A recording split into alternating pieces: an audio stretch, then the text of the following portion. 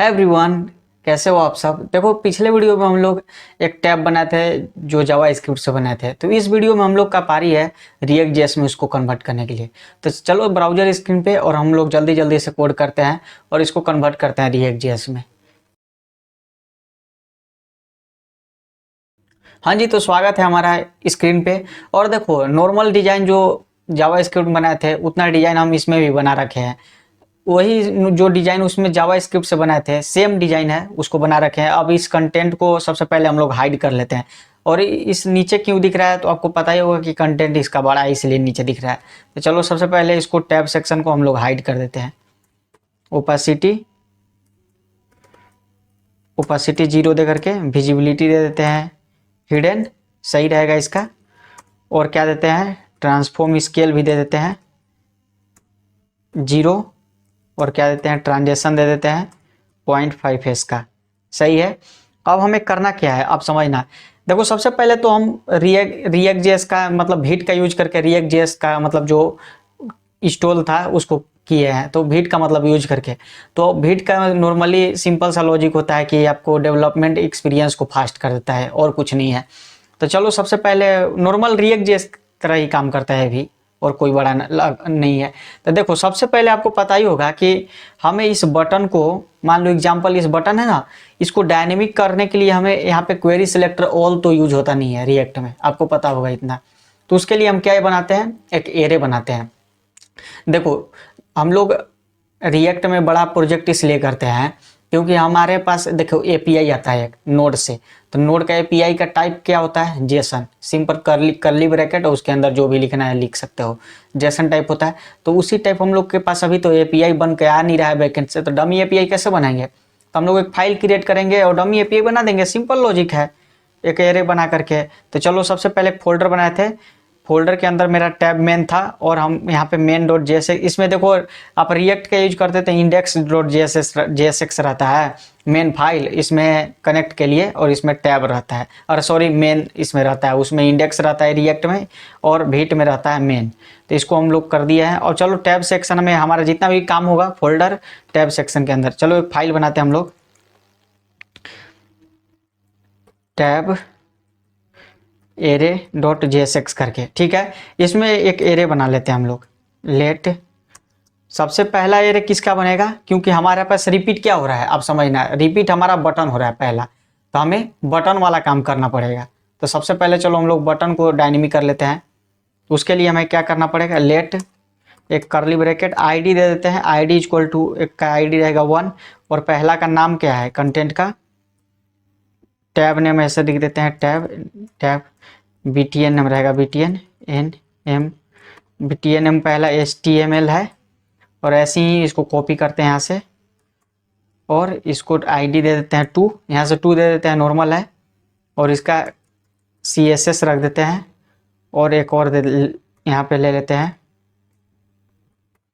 जिसका आईडी रहेगा 3, और इसका क्या नाम दे देते हैं JSX दे देते हैं, सही रहेगा JSX, सही है। और क्या करना है अब इसको कैसे हम लोग एक्सपोर्ट करेंगे। देखो सबसे पहले तो रिएक्ट में है हमारा जो समझ जाओ कि अलग फाइल का डेटा कैसे उठाते हैं, तो हम लोग नॉर्मल इसको एक्सपोर्ट कर लेते हैं, एक्सपोर्ट करके यहाँ से उठा लेते हैं। और क्या, अब इसको टैब को हम लोग यहाँ पे जाएंगे जो हमारा मेन फाइल में हमें दिखाना है बटन। तो इस बटन को सबसे पहले यहाँ पे कर्ली ब्रैकेट लगाएंगे। कर्ली ब्रैकेट के अंदर हम लोग जावा स्क्रिप्ट का कोड लिख सकते हैं, आपको पता ही होगा। टैब बीटीएन को यहाँ पे क्या करेंगे, क्या नाम था इसका, टैब नाम था, इसका बीटीएन दे देते हैं बीटीएन, ठीक है। इसको अब क्या करते हैं, यहाँ पे हम लोग टैब बीटीएन को क्या करते हैं, एक्सपोर्ट कर लिए। अब इस पे मैप चला देंगे। लूप सिंपल सा लॉजिक है, लूप इसलिए चल रहा है क्योंकि हमारा अनेकों बटन है, डायनेमिक बटन है, तो लूप का यूज होगा। और इसमें हम लोग V और I को रिटर्न कर लेते हैं। और क्या करता है यहाँ पे रिटर्न कर लेते हैं। रिटर्न के अंदर हम लोग क्या करते हैं, इस बटन को सबसे पहले डिलीट करते हैं, एक बटन को रहने देते हैं और बाकी को डिलीट कर देते हैं। यहाँ पे क्या करेंगे हम लोग, सिंपल लॉजिक है, ब्लैक फ्रैगमेंट लेकर इसको फॉर्मेट मार देते हैं। अब ब्लैक फ्रैगमेंट क्यों, आपको नॉर्मल रिएक्ट आता होगा तो आपको पता ही होगा कि ब्लैक फ्रैगमेंट क्यों लिया जाता है, ये तो बताने का जरूरत नहीं है। अब देखो हमारा डायनेमिक हो गया होगा ऑलरेडी ही। देखो हमारा HTML करके 3 बटन आ गए। अब इसको क्या करना है, हमें v डॉट नेम से उठा लेना है। v dot name btn name था, sorry v dot btn name. देखो HTML CSS JS, इसको पहले CSS है, इसको C बड़ा करने दो, आ गया। इसको डायनेमिक कर लिए। अब सेम डायनेमिक इसको भी करेंगे कंटेंट को। तो क्या होगा, इसमें कंटेंट को हम लोग ले लेते हैं और क्या, लेट टैब काउंट करके ले लेते हैं। और आईडी भी इसका, देखो इसका आईडी और इसका आईडी सेम रखना है, क्योंकि अगर दोनों आईडी सेम रहेगा नहीं, इसके थ्रू हम लोग शो आईडी का काम करेंगे। नॉर्मल सा है, एक काम करेंगे, यहाँ से ले लेते हैं सेम। एरे लेना था यार, क्या हो रहा है यहाँ पे। इसको पेस्ट करते हैं आईडी, यहाँ पे कंटेंट नेम लिख लेते हैं CO। इसको कॉपी करके डी, Ctrl+C D, यहाँ पे हो गया। अब क्या करना है हमारा, इस कंटेंट को सबसे पहले उठाते हैं हम लोग यहाँ से एक, पहले तो यहाँ से कर लेते हैं रैप। और क्या करना है हमारा, HTML CSS वाला सबको दिखा देना है।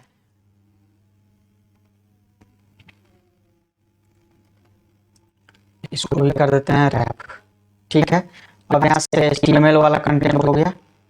और यहाँ पे क्या करते हैं हम लोग, नॉर्मल लॉजिक है, यहाँ पे CSS वाला कर देते हैं और यहाँ पे JSX वाला कर देते हैं,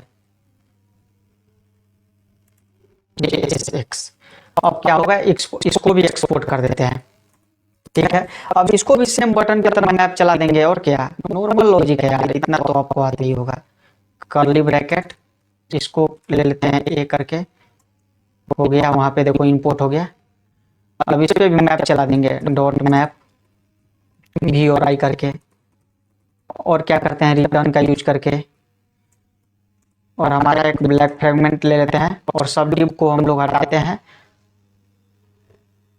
पहले आपको यहाँ पे पेस्ट कर देते हैं, इसके बाद क्या करते हैं, इसको हटा देते हैं सारा डिव को।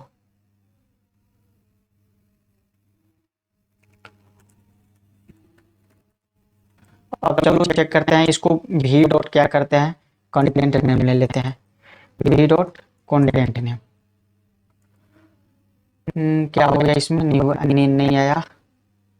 इसका रीजन है, यहाँ पे गलत जगह में लिख दिया,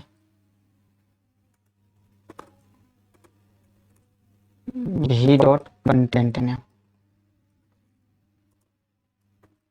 अब चलो चेक करते हैं, हमारा कंटेंट भी आ गया होगा। इसका ओपेसिटी 0 है, इसलिए नहीं आ रहा है। सबसे पहले इसको हम लोग हाइड करते हैं और चेक करते हैं। देखो हमारा आ गया। सबसे पहले JSX वाला है, उसके अंदर CSS, फिर उसके अंदर HTML। अब क्या कराना है, अब हमारा लॉजिक का काम बचा है। अब तो हमें डायनेमिक हो गया।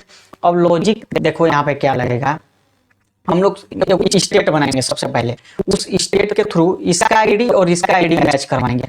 हम लोग JS में, HTML CSS जावास्क्रिप्ट में क्या करते थे, हम लोग इंडेक्स को मैच करवाते थे, इसका बटन का इंडेक्स और इसका इंडेक्स कंटेंट का, तब खोलते थे। यहाँ पे हम लोग आईडी के थ्रू आईडी के मैच करवाएंगे, इसके बाद खोलेंगे। क्योंकि हमारे पास यहाँ तो इंडेक्स आ रहा है, बट इंडेक्स क्या करेगा कि यहाँ पे मैप में घूम करके आ रहा है, तो हमारे को आईडी वहां से बनाए थे, तो उस आईडी को मैच करा के हम लोग खोलते हैं। तो नॉर्मली लॉजिक है यार। एक यहाँ पे स्टेट बना लो सबसे पहले, let tab section set tab section equal to use state, जिसको अभी खाली रख लेते हैं, कुछ नहीं है इसमें कुछ नहीं है, नॉर्मल लॉजिक है। अब क्या करवाना है, सबसे पहले तो इस पे क्लिक करवाना है, बटन पे आपको पता है क्लिक करवाना है, आप जान नहीं रहे हो। ऑन क्लिक और एरो फंक्शन का यूज करके हम लोग क्या करवाते हैं, एरो फंक्शन किस लिए यूज करवाते हैं, क्योंकि हमारा रिफ्रेश पे रेंडर नहीं करवाना है, क्लिक पे इसके पार्ट को रेंडर करवाना है, क्लिक पे, इसीलिए एरो फंक्शन लिए है। अब यहाँ पे एक हम लोग अथी बना लेते हैं, इसमें डिस्प्ले btn करके एक फंक्शन बना लेते हैं और इसमें हम लोग v.id भेज देते हैं। अब हमारा id यहाँ पे आर्गूमेंट भेजे हैं, तो यहाँ पे हम लोग फंक्शन बना करके ले सकते हैं ना, पैरामीटर के थ्रू। id पैरामीटर ले लिए यहाँ पे और एरो फंक्शन का यूज करेंगे और इसमें क्या करेंगे, अपडेट करवा देंगे। ये जो भी इसमें id आ रहा है, इस स्टेट में इस स्टेट में अपडेट करवा देंगे। इस स्टेट में क्या करवाएंगे, आईडी को अपडेट करवाएंगे। अब कंसोल डॉट लॉग इसको करते हैं, फिर समझते हैं क्या हो रहा है हमारा। टैब सेक्शन देखना, काफ़ी की पहले दे देते हैं, जो गलती हो रहा है कि यहाँ पे काम करते हैं की में आई दे देते हैं ताकि एरर नहीं आए कि आई इंडेक्स को यूनिक की प्रोप, आपको पता होगा ये किस लिए दिए हम की प्रोप, इसमें भी गलत हो गया।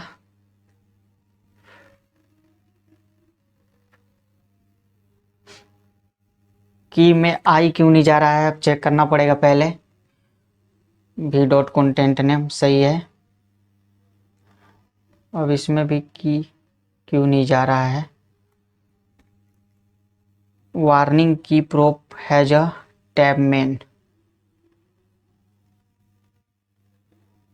Tab main. एक काम करते हैं, वी डॉट आई डी भेज देते हैं, वी डॉट आई डी।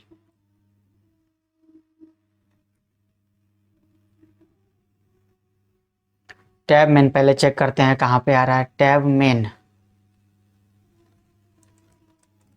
की आई को ही भेज रहे हैं। टैब मेन कहाँ पे है हमारा, पहले टैब मेन में प्रॉब्लम है, सही है।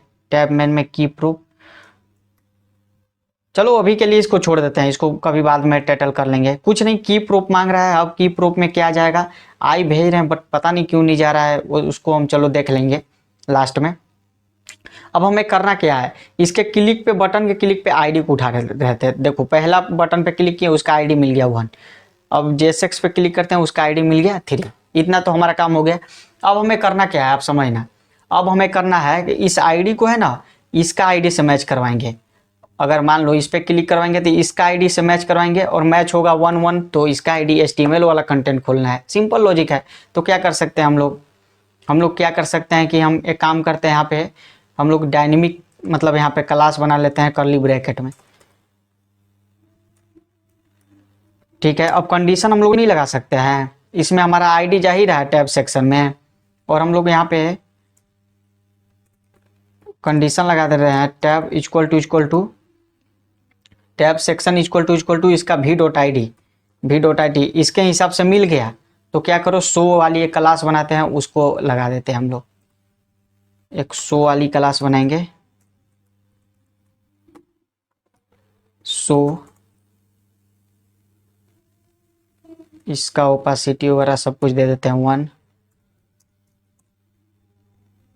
विजिबल स्केल 1, ट्रांजेक्शन हटा देते हैं क्योंकि पेरेंट में लगा हुआ है। अब क्या करते हैं हम इसमें क्या करते हैं कि पहले जाते हैं, इसको पहले बंद कर लेते हैं। इसमें क्या करते हैं कि अगर वी डॉट आई डी मिल गया तो क्या करो भैया कि शो वाली क्लास लगा दो, शो वाली क्लास लगा दो। अरे कहाँ पे लग रहा है यार, वी डॉट आई डी, ठीक है। शो वाली क्लास वरना खाली कर दो, सही है। अभी चेक करते हैं क्या हो रहा है। अभी मेरा शो हाइड होना चाहिए, सबसे पहले तो हाइड था, हाइड कर लिए। अब हमें करना है शो और हाइड। जब इस पर क्लिक किए इसका शो हुआ, इसका आईडी मिला था। इस पर क्लिक किए CSS पे, CSS शो हो गया। इसको क्लिक किए, नॉर्मल लॉजिक है, हो गया। अब देखो, अब हमें करना क्या है, इसका हाइट को हैंडल करना है। तो नॉर्मली जैसे जावा स्क्रिप्ट में हम लोग किए थे ना, उसमें भी इसमें भी क्वेरी सिलेक्टर आप यूज कर लेना, यूज इफेक्ट के अंदर। अब क्वेरी सिलेक्टर क्यों, आपको पता ही होगा।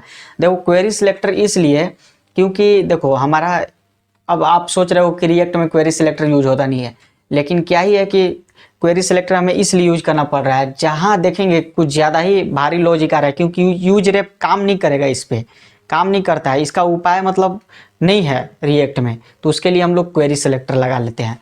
क्या ही प्रॉब्लम है, क्योंकि हमें क्वेरी सिलेक्टर ज़्यादा लोडिंग वोडिंग में तो प्रॉब्लम करेगा नहीं, क्योंकि हमें सिर्फ कंटेंट पे क्लिक पे उसको हैंडल करना है, हाइट हैंडलर क्लास को। तो हम लोग क्वेरी सिलेक्टर लगा लेंगे, सेम जैसे हम लोग रिएक्ट में यूज किए, अरे जावा स्क्रिप्ट में लगाए थे, उसी टाइप से लगा लेना है यहाँ पे आप लोग। ये आपका टास्क है, हम शो हाइड कर दिए, इतना मेरा टास्क था, वो शो हाइड कर लिए थे। और आप लोग एक बार देख लेना की प्रूफ क्यों नहीं काम कर रहा है, वैसे मैं देख लूँगा इसको की प्रूफ यहाँ पे काम क्यों नहीं कर रहा है। और हाइट वाला आप क्या करना है, यूज इफेक्ट के अंदर एक बना लेना, या इसका एक फंक्शन बना लेना, एक हाइट हैंडलर नाम का एक फंक्शन बना लेना।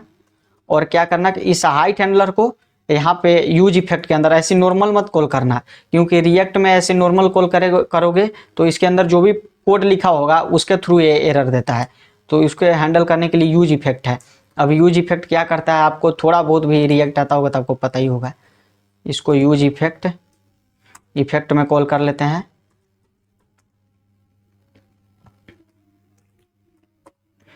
यूज इफेक्ट में कॉल कर लिए, ठीक है, हाइट हैंडलर को। और देखो इसमें डिपेंडेंसी क्या दे देना, भी डॉट, जैसे कि इसका जो भी है टैब सेक्शन उसको डिपेंडेंसी यहाँ पे दे देना। सिंपल सा लॉजिक है, डिपेंडेंसी दे देना और कॉल कर देना। आप जितना भी कोड करोगे सब प्रॉपर चलेगा। और देखो इसमें पहला को शो और हाइड करने के लिए नॉर्मल लॉजिक है, 1 दे दो, रिफ्रेश पे भी कॉल रहेगा। देखो रिफ्रेश पे कॉल है ना, बीजी सब आप कर ही लोगे, इतना आसान है। तो चलो मिलते हैं आप किसी और वीडियो के साथ, तब तक के लिए थैंक यू।